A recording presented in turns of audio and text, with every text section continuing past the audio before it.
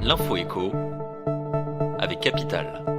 On commence ce flash par le chiffre du jour. 85 millions, c'est le nombre d'exemplaires du Trône de Fer vendus dans le monde, alors que le premier épisode de la dernière saison de Game of Thrones sera diffusé ce dimanche aux États-Unis. Le phénomène fait également les beaux jours du monde de l'édition.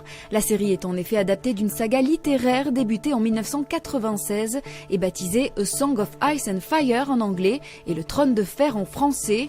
Les 5 tomes de 1000 pages de George Martin ont connu un regain de vente en librairie après le succès mondial de la série.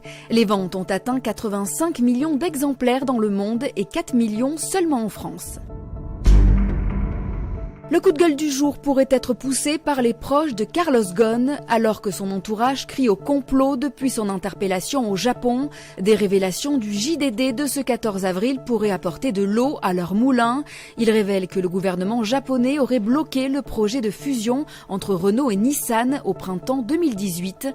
Un projet pour lequel avait été mandaté Carlos Ghosn, qui a finalement été débarqué de la société après des révélations de possibles fraudes financières.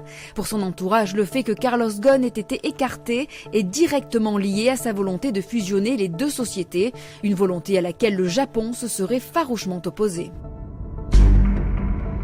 L'info pratique capitale concerne le RSA. Attention, si vous touchez le RSA et que vous vous faites aider financièrement par votre famille, privilégiez le liquide au chèque ou au virement. En effet, le dernier bilan d'activité des délégués du défenseur des droits en Alsace alerte sur des situations qu'ils jugent ubuesques.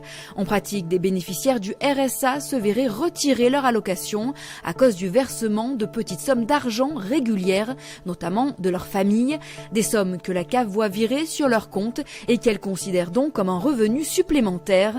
Le département du Haut-Rhin assure de son côté que pour perdre complètement le bénéfice du RSA, il doit être constaté une aide mensuelle familiale au montant du RSA, soit 559 € au 1er avril 2019. Et on termine par une mauvaise nouvelle. Le rêve d'une maison de 450 mètres carrés pour 13 € a été brisé par l'autorité de régulation des jeux en ligne.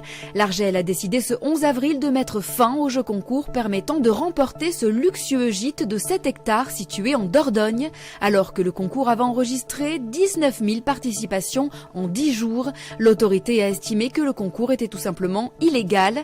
Les propriétaires pensaient avoir contourné l'interdiction des jeux de hasard en introduisant le savoir-faire du joueur qui devait répondre à des questions.